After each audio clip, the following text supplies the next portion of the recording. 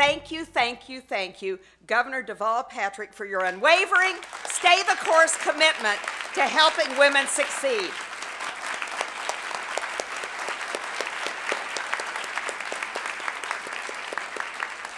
And thanks as well for inviting Bentley University and our Center for Women in Business to serve as your partner in this incredibly important work. Much, much gratitude also to Secretary Caprellian, Rachel Caprellian, who has helped to drive this important program in such a successful fast-track fashion. Yet another example, Governor. This is what happens when you put a woman in charge. But getting to more corporate challenge has turned out to be one of the most exciting components of the Governor's Women in the Workplace initiative. Today we recognize the 14 original companies that stepped out of the pack 2 months ago with specific strategies for harnessing the talents of their female employees. And we're thrilled, as Bentley noted, to welcome 90 more organizations that have signed on since then. Governor Patrick, you said get to 100. We blew right by that. It's 106. This is such a terrific accomplishment, and I have to say it's the result of unrelenting efforts of many. One champion who could not join us this morning is our good friend John Fish, the CEO of Suffolk Construction. One of the 14 original signatories, John has used his role as chairman of the Greater Boston Chamber Board to issue multiple calls for other companies to sign up.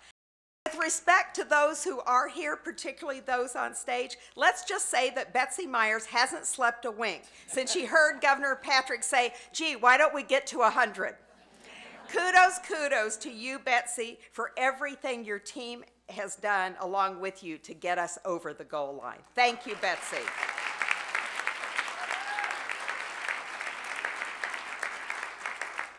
So this morning, I'd like to share a few thoughts with all of you about why this initiative means so much to me on a highly personal level. Maybe my age and my very long career make it obvious. I graduated from UVA Law School in 1977 in a class with just 22% women. I was ready to set the world on fire. The women's movement of the 60s and 70s fueled my passion, and I thought nothing could stand in my way. Like many of you, it's been a challenge to remain optimistic. Despite well-intentioned efforts by companies across the country, the percentage of women in the workforce continues to fall off dramatically once you look past the entry-level numbers and up the corporate ladder. Honestly, had I known in 1977 what I know today, I'm not sure I would have had the courage or the drive to stay the course. Fortunately, I didn't have a crystal ball to deter me, and I did stay the course. And the truth is, I've had an exceptionally rewarding career. At the same time, I've had an unusual front row seat for almost 4 decades, watching the overall numbers of women in the U.S. workforce actually decline over time, seeing our numbers drop precipitously past middle management, and observing corporate suite and boardroom statistics inch their way up at a snail's pace. My growing frustration over our collective status turned to glass half full determination when I became president of Bentley University. I have the privilege every single day of spending time with smart, creative, highly motivated millennials, young people who are ready to set the world on fire themselves to make our world better. Almost half of our undergraduate business students are female, with most U.S. college campuses now dominated by women. And my growing optimism for these young women has been fueled by promising data from McKinsey, Catalyst, and others. Data that conclusively shows that combining the right family-friendly policies with focused efforts to recruit, retain, and promote women keeps far more of us in play.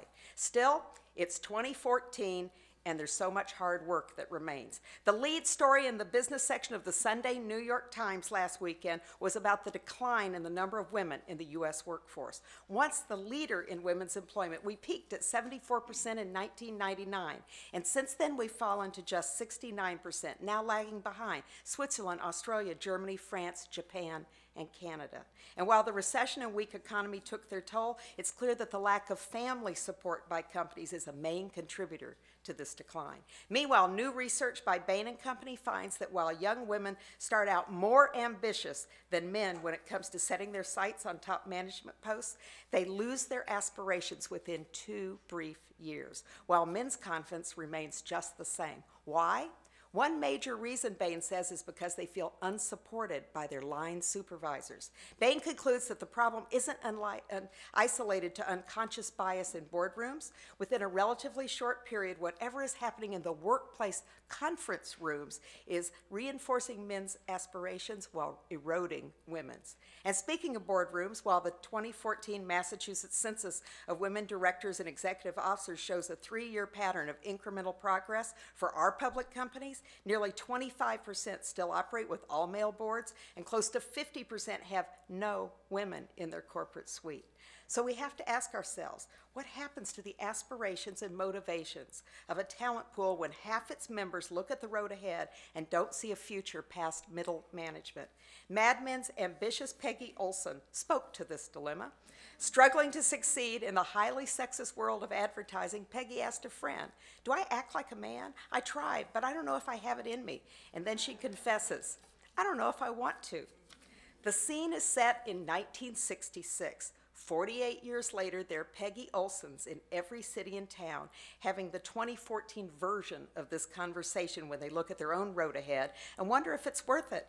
This is still happening despite the fact that the business case for women in the work arena was made years ago. In 2014, it's not whether we should keep more women in the workforce or whether women should occupy the senior ranks. It's a shared goal about how do we get there. And thanks to that breakthrough thinking by organizations like McKinsey, Catalyst, and now Bain, a growing number of Fortune 1000 companies are already using focused tactics to successfully advance women ahead of other firms. As a former McKinsey senior partner, Joanna Barsh, puts it, the formula for success should no longer be in doubt, which is exactly what brings all of us here today. When I joined Bentley in 2007, I did so knowing we had tremendous opportunities as a business school to help women in their careers. Given our extensive relationships with major companies across the U.S., it made sense to collaborate directly with the corporate sector to develop pragmatic, real-world solutions to drive better results. This became the mission for the Center for Women in Business when we opened our doors in 2011. And thank goodness I had the brilliant idea to hire Betsy Myers as our founding director. Since then, the CWB has focused its work in laser-like fashion around helping companies tackle these issues.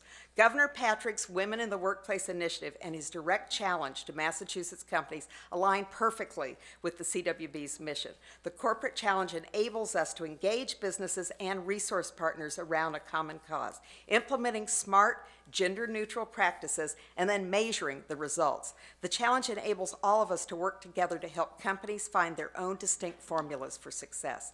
Wherever a company is today, guess what? That's a darn good place to start. We all know that single isolated events don't shift the landscape for women in business, but significant high-profile programs that harness personal relationships and leverage influential individuals do generate change. The corporate challenge to support getting to more is just such an effort. Let me conclude by saying how lucky we are to have so many amazing strategic resource partners who are providing research, workshops, and a variety of tools for the challenge companies as we move forward. And congratulations, I know so many of you are here today, congratulations to all the challenge companies who took us well over that 100 mark. Think how simple it should be to get 200. Isn't this a club everyone should want to join? So to others who are considering it, just jump right in. We promise you the water's just fine. I have every confidence that with so many great companies, fueled by so darn many smart women, and some really smart guys too, we can change the workplace landscape for generations to come.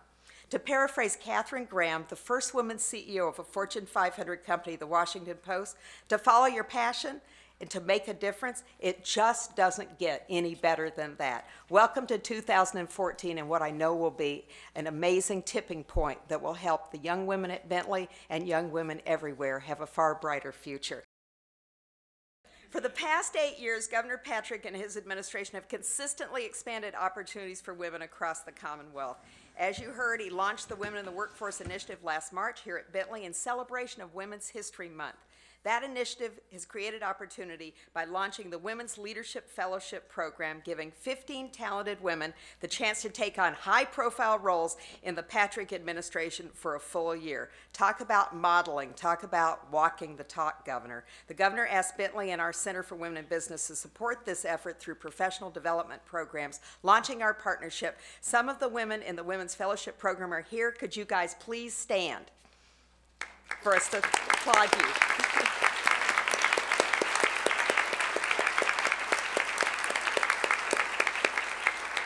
Next, the Successful Women, Successful Families Task Force was established to create that jam-packed action agenda that you saw and heard about, moving our workplaces to a new, much more family-friendly direction.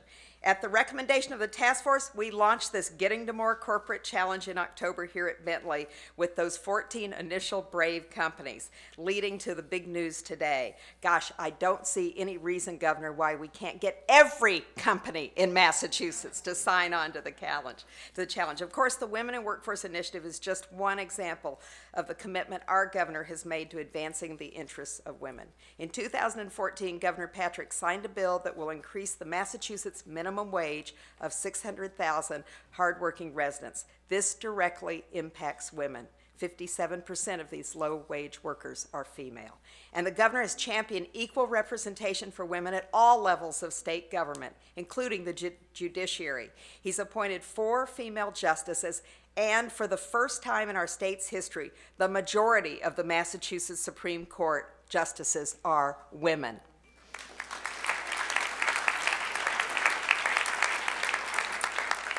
While today's program is about gender diversity, you know, Governor, this may be the last chance for me, certainly, to publicly acknowledge how much you have done on behalf of all the women and men in the Commonwealth.